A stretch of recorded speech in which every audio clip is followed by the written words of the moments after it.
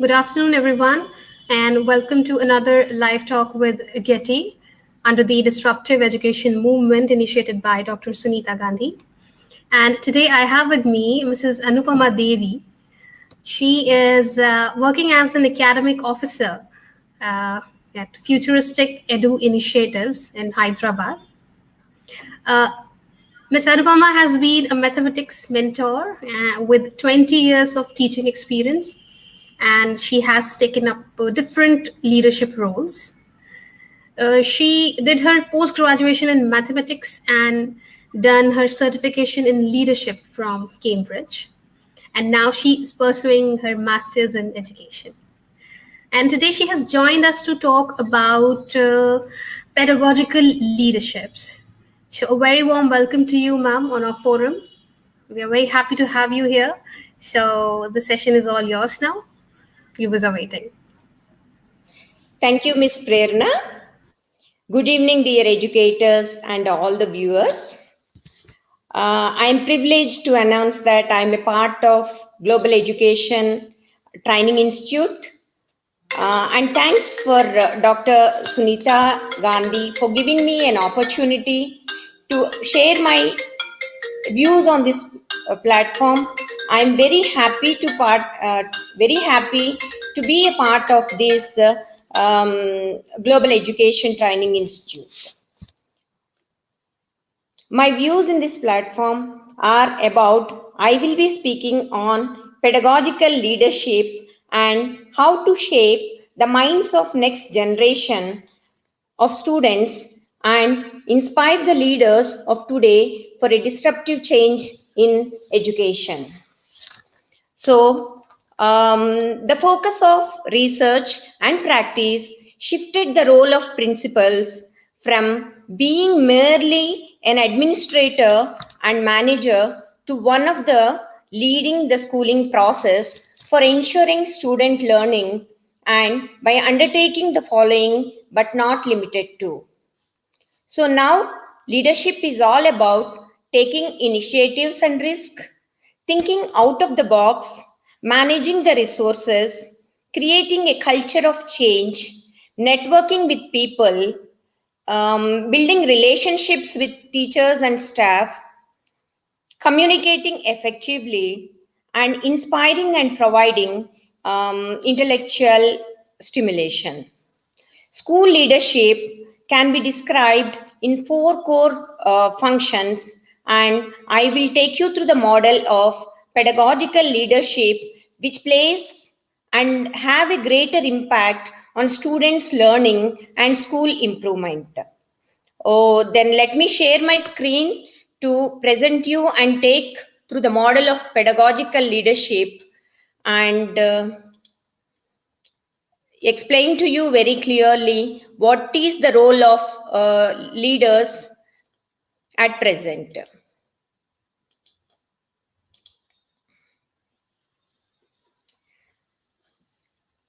So when we look at that, leadership is something that where we need to influence people and inspire people.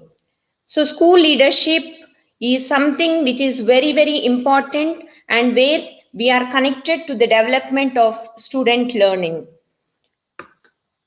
Principals as pedagogical leaders. So as principals, we must work as pedagogical leaders, which means that they have to set learning objectives for students to ensure a learning outcome based teaching process. Focus on experiential learning, stress-free education, creativity and innovation, activity-based learning, teamwork, and development in communication skills.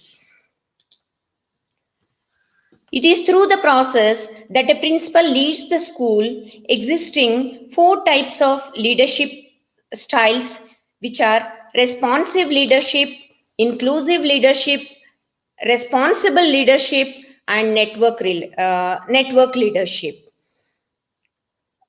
When we look into that, the role of the principal have been changed and leadership is all influencing others, direct others, empower others, and work with others. The four functions are very, very important in the role of a leader. Influencing others is to influence, is to have the ability to change the behavior of other people without the manipulation of reward, punishment, and also without any authority. As a principle, a form of control on the intentional in terms of setting goals for the school, teachers, parents, as well as aligning the vision with that of school's vision.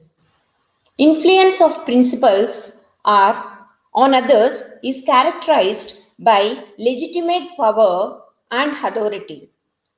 Now, when we look at directing others, the school head provides direction and guidance to others by constituting different leadership teams to work on various processes of the school. She engages with the teams to set and attain specific and achievable goals.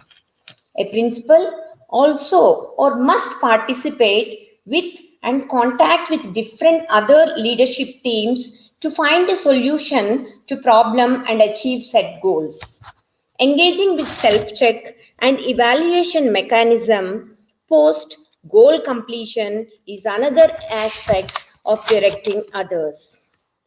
When we look at empowering others, as a principal, one should instill enthusiasm, triggers curiosity to think out of the box, listens to others, voices builds trust and respect, accepts ideas, tries to resolve problems, and at least in a small ways.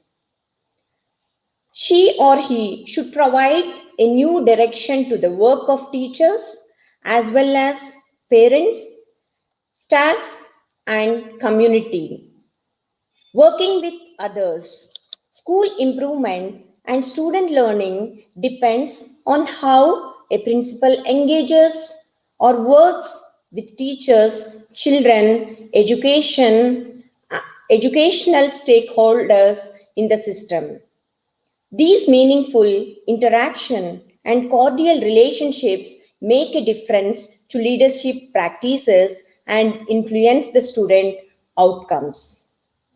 Distributed leadership is a means through which the core function can be accomplished, for which mutual agreement and collective action are essential.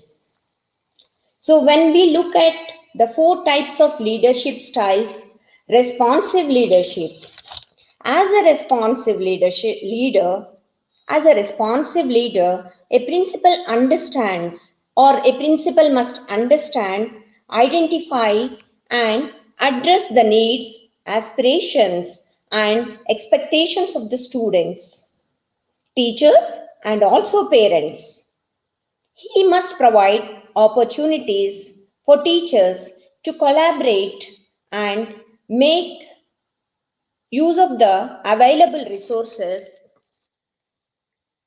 He or she facilitates people's development, especially in the form of continuous teachers' professional development. Principal as a responsible leadership in this school context refers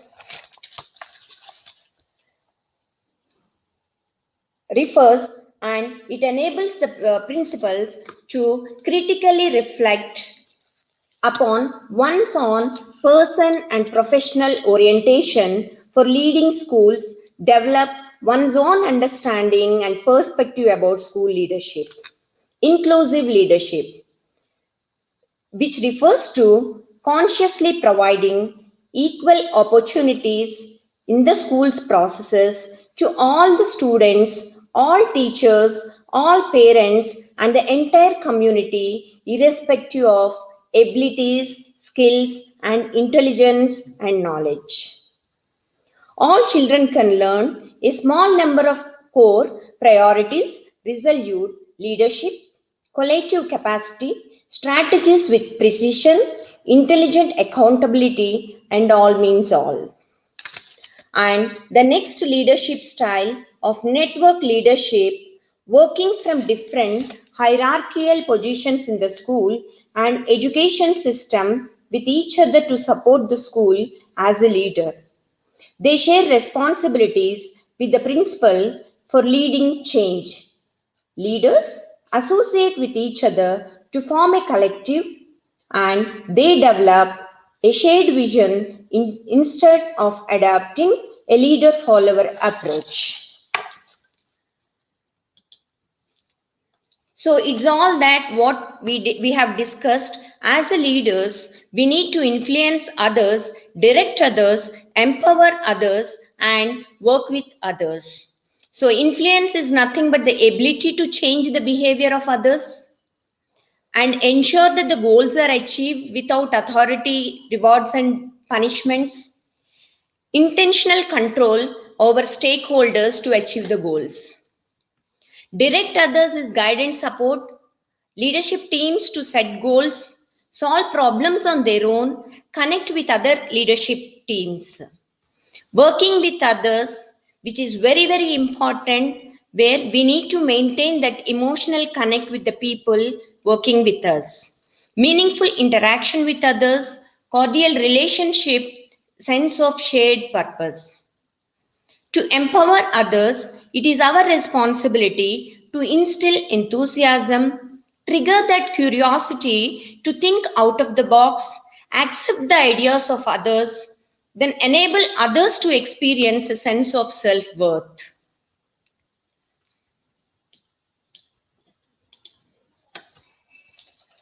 So the four leadership styles which we have discussed is about responsive leadership, responsible leadership, inclusive leadership, and network leadership.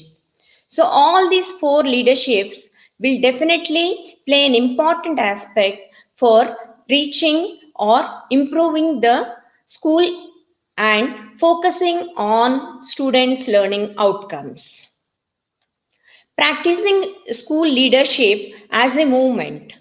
So now at present, the leadership role has been changed from an administrator manager. So now being the pedagogical leaders, it's time to focus on and reflect on the practices and have a thought process and be aware of the processes and have a self-awareness, which is very, very important. So when we look at this, we have leadership for understanding, leadership for action, and leadership for reflection.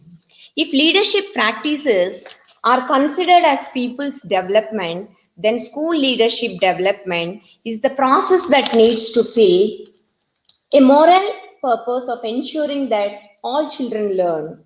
The principal needs to have a strong belief I can make a difference. The experiential learning so gained by the school leader corresponds to three critical aspects of her or his leadership journey reflected as a learning curve.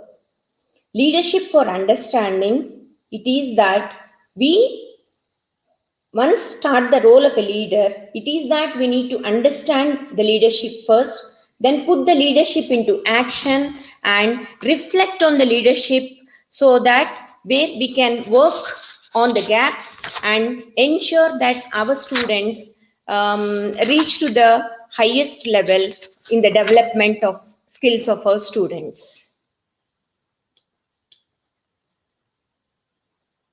When we look at the leadership or the pedagogical model of leadership, there are three important levels in this model where we have a level 1, setting the directions for school improvement and student learning. Then comes practicing the pedagogical leadership and assuring that student learning is happened. So when we look at the first level, that is setting a direction for school improvement and student learning, let us see the important pointers where we need to keep in mind. That is, the first step is creating a vision for the school. Once the vision is created, Building a shared vision, it is that we need to share it to the next level to ensure that the vision is achieved. Then developing the smart goals, developing the personal vision as a school leader, aligning practical values with education systems value. So when we talk about creating a vision, while creating the vision, it is that we need to involve all the stakeholders. Use collab use collaborated process to the vision and the statement. Review and revert. Review and revert. So designing the mechanism through which all the stakeholders can share the views on the different elements that would be considered as a part of vision of the statement. Invite representatives from all the school stakeholders to be the part of the team that will develop the vision of the school. Use a collaborative process of dialogue to discuss the suggestions received from all the stakeholders. Create a preliminary vision statement and easy to recall and apply. Conveys the future outlook of the school considering a reasonable time period. Now, when we look at building a shared vision, it is that establish a collective sense of purpose among stakeholders of where the school needs to be the shared vision. Discuss with the teachers, SMC members, and students of current level of where the school is to identify the gap between current reality and vision. When we look at the SMART goals or developing the SMART goals, participate with stakeholders to develop SMART goals for the school separately for primary, elementary, secondary, and senior secondary levels. Develop the SMART goals in the light of vision and shared vision. Align the school SMART goals with that of the goals by the Department of Education. Break down the goals into a donable action points with clear timelines. Prepare a concrete plan for execution. Document the entire process to understand the bridge gaps, if any, from time to time. So when we look at the fourth point is developing a personal vision, it is first as a school leader needs to identify the gap between current and aspirational self. Establish SMART goals and an action plan for bridging the gaps by creating pathways. Apply the principle of first things first to effectively balance responsibilities, roles, and activities. Articulate the personal vision by reflecting on what the heart and mind would like to develop, protect, preserve, and support. Now, when we look at the fifth one, becoming a self-aware leader, understand and identify your personal values and self-beliefs and influenced by culture, experiences, environment, goals, and aspirations. Reflect on the self-beliefs you hold various aspects of school education and understand how they are influencing as a school leader. Reflect on the core universal values of school leadership and guide your thinking, behavior, and decision making as a school leader. Assess your own contribution to the school as a leader. Align personal beliefs with school leadership values. Think of areas where your personal vision and values align with the school's vision and values. Establish the ways to resolve that the conflict with the school's vision and values. Strengthen those personal values and vision which align with the school values and vision. Articulate your educational values to the larger school community through your day-to-day leadership practice in shaping teaching learning, managing administration, and developing people. Be open-minded, approachable, and honest. Believe in people to build trust through respect, fairness, compassion, and strong relationships. Hold people accountable, challenge them, but provide a safe space to make mistakes. Be a role model for all the members of school community by being visible. Demonstrate the significance of being a reflective and lifelong learner to teachers, students, parents by constantly striving to improve your own practice as a leader. When we look at aligning the personal beliefs with education system's values, understand the relationship between the policies, school vision, and processes. Align personal leadership values with the school vision and the policy. When we look at the layer 2 of this pedagogical model, practicing pedagogical leadership, it is very important we as leaders need to engage the teachers in professional development, initiating innovations in schools, leading teaching learning process, developing learning culture, building an inclusive culture, and becoming and being self-aware leader. So, engaging in teachers' professional development. It is very important that our teachers acquire the skills to develop the skills of our students. Co-construct the mechanisms with the faculty that suit the context in the school in order to identify the professional needs.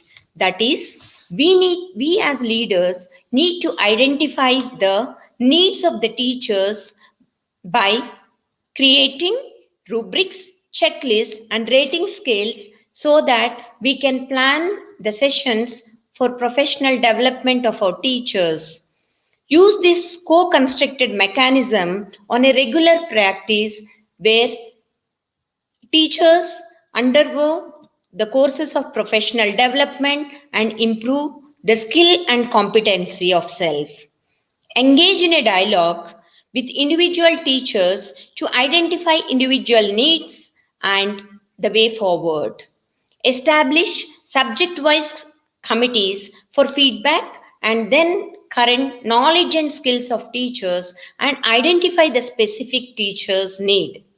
Establish smart targets for teachers and create opportunities for continuous and comprehensive professional learning, promote reflective thinking and metacognitive thinking practices among our teachers, empower teachers to become agents of change.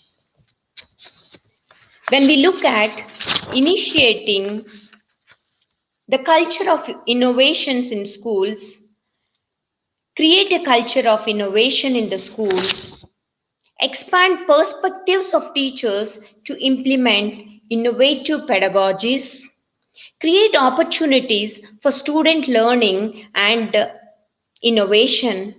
It is that we as leaders need to promote collective responsibility among teachers by encouraging team teaching, shadow teaching, etc., for designing innovative pedagogies. Develop professional learning communities for sharing ideas, best practices, and innovation. Encourage and support teachers to try out new ideas, encourage the collaboration, and set aside time of planning. Lead discussions on alternative practices and their relative merits. Challenge teachers or give a challenge to teachers to try innovative pedagogies and provide opportunities to reflect on their experiences. Explore technology platforms, tools, gamifications, and applications of enhancing instructional practices such as blended and flipped learning. In the same way, it is the responsibility to create opportunities for student learning and innovation. Encourage inquiry based learning by building critical thinking and problem solving approach. Focus on competency building by encouraging application of concepts, experiential learning, and hands on learning through innovations. Give voice to student ideas, encouraging them to take initiative in the schools. Develop skills and behaviors needed for innovations and encourage self reliance by providing opportunities to the students. When we look into the third component of leading teaching learning process, which is very important, develop a shared understanding of teaching learning. Create the common understanding that the purpose of teaching learning is to make students future ready. Dialogue with teachers to deconstruct theories of learning, and let us encourage our teachers to develop what good teaching and learning would look like in the classroom. Co-construct mechanisms with teachers that would help evaluate classroom practices, and create a safe environment for learning. Acknowledge teachers as leaders of classroom in the instructional practice that guides student learning. Encourage teachers to plan lessons collaboratively. Student teachers to, support teachers to undertake innovative and research-based pedagogical practices to improve the student learning. Create a culture that helps students to learn with joy and not fear. Provide adequate resources for students to learn. Let us encourage the teachers to be the facilitators of student learning and creators of productive classroom environments in which students can develop future focused skills. Promote learning experiences outside the classroom through experiential learning. And we as leaders needs to encourage our teachers to become reflective practitioners, where teachers reflect on their own practices and collaborate with different schools and take the best practices to the classroom. And it is equally important, we as a school leader needs to build teacher competency in using the data to inform the teaching learning process. Assist the teachers in understanding the importance of student assessment for improving the learning. Focus on the assessments for and as learning. Handhold the teachers to interpret, analyze, and use student data effectively to design the next steps of learning and support for students. Collaborate with teachers while interpreting the data on student assessment to design the action research programs. It is create a social glue by building a culture of trust and self-improvement. Develop policies and systems that support a culture of learning by including all stakeholders. Keep students at the heart of the learning cultures. Let us encourage our teachers to deepen the learning, make parents active partners in the educational journey of their own child. Building an inclusive culture, establish a shared beliefs of respect and care, celebrate differences as natural human diversity and treat them as an opportunity to learn. Promote social interactions among students and with teachers. It's our responsibility to scrutinize the existing barriers to inclusion and elicit ways to overcome them by involving the students, teachers, parents, and community. Formulate the inclusive policies and structures. Adopt inclusive teaching practices, which includes provide teachers opportunity to work in teams, share ideas, and reflect on best practices. Evolve shared expectations for teachers to work together to improve learning outcomes of students.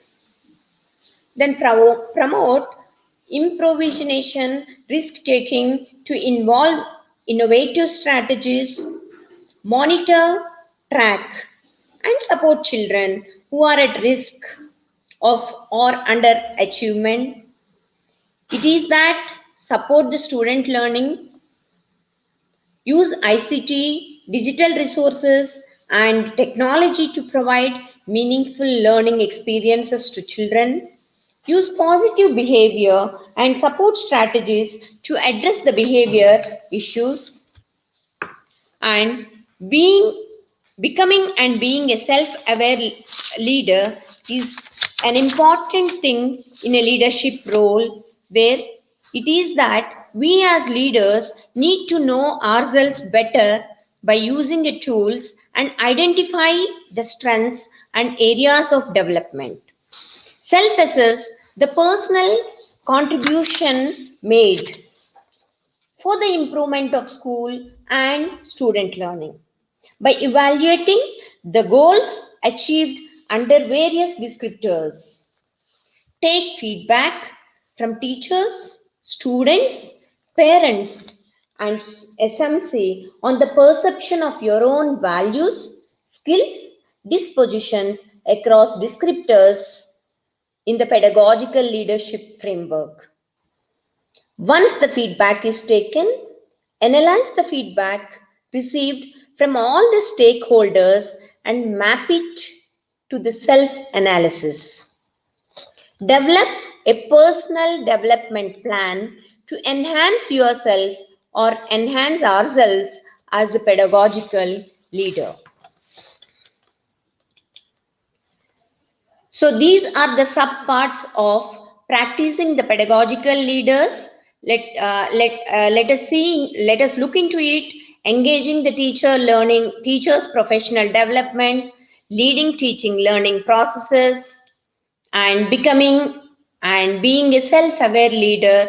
It is that we need to analyze the feedback and develop a personal development plan. It's all we need to be open to the feedback from everyone, whatever matters, and design a self-development plan. And the major areas of learning outcomes, when we look at the student learning, it is that where we need to achieve and assure the student learning happens. Different aspects of student learning outcomes are attainment and progress across all school subjects, acquiring the 21st century skills, personal, social, and emotional development, strengthening of moral and ethical reasoning to gain internal consistency and intellectual conviction. Attainment and progress across all the subjects, it is that a school can get ahead with comprehensive overview of attainment and progress made by students, grades, and school stages, and look into the gaps, identify the gaps, and fill the gaps so that our students acquire the skills. Learning is a complete and holistic one when a student is able to effectively perform and fulfill his or her responsibilities and duties towards self, school, family, society, and all above is the nation. The goal is to nurture good citizens and responsible human beings, well aware of their potential and competency. In the fast changing world of work, students are required to acquire 21st century skills to navigate their life beyond school. These skills will also equip them to cope with the changing socio-economic and political landscape and unforeseen challenges of life. As per the National Educational Policy 2020, the key overall thrust of curriculum and pedagogy reform across all stages will be to move the education systems towards real understanding and learning how to learn. The goal will be to create a holistic and well rounded individual equipped with the key 21st century skills. It is that we need to make our students ready to face the world by acquiring these skills, ability to process information, building vocational skills, then as they need to understand the ethics and social impact, adapting to changes, building leadership skills, enhancing digital literacy. It's that they need to participate in groups and teams, meaningful use of creativity, solving problems in real life situations, innovating and using innovations to develop and create new knowledge, independent thinking and action, efficiency in communication.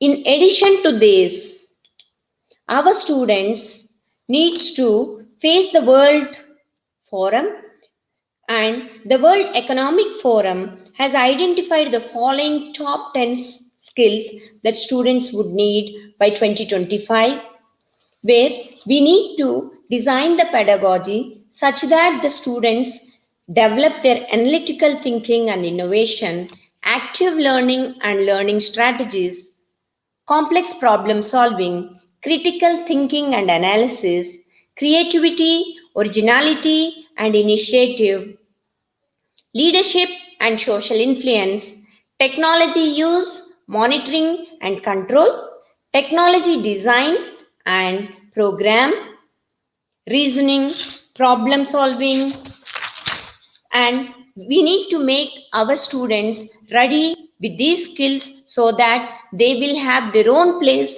in the society. Besides scholastic aspects, students have to be equipped to lead their life with healthy mind and positive attitude. The results in schools pursuing the personal, social, and emotional development of the students. A school needs to inculcate human values such as empathy, respect for others, integrity, and spirit of service. Life skills, which includes teamwork, communication, sensitivity towards others, and intrapersonal skills for their development. Happiness and well being by focusing on developing a student's mental, physical, emotional, and social and spiritual well being. Strengthen the moral, ethical reasoning for internal consistency and intellectual conviction. So it is as a leaders, we need to focus on these three layers where we need to understand the model, then it is that we need to put into practice and reflect on the practice, identify the gaps and ensure that the student learning happens in our schools, and it is all about the development of the skills and competency of our students. It is always that have a self reflection as a school leader, work on the areas which requires immediate action and ensure that it is achieved, and reflect and set big goals so that we will be able to send out students with 21st century skills. For that, all we need to do is make our teachers undergo or attend continuous professional development courses to enhance their skills and competencies to make the student learning more meaningful. Thank you.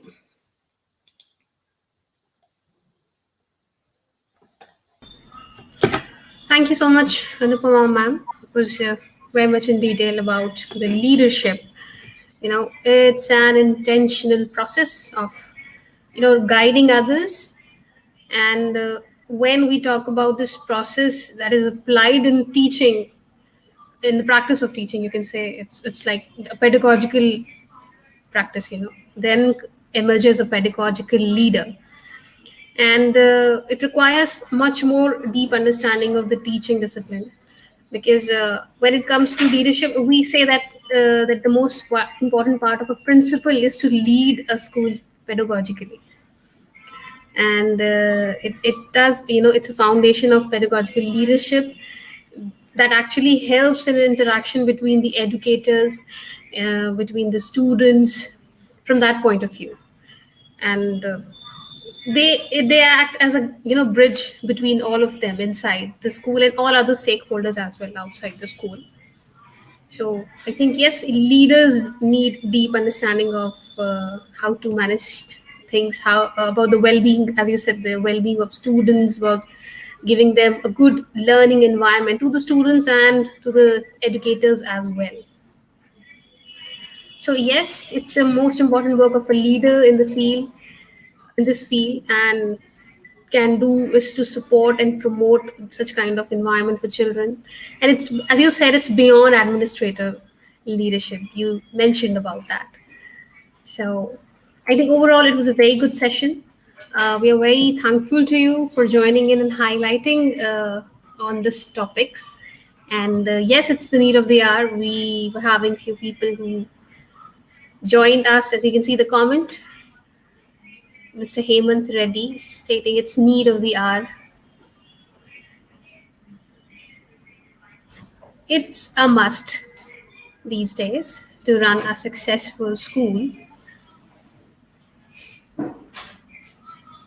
And Miss Saha is also there.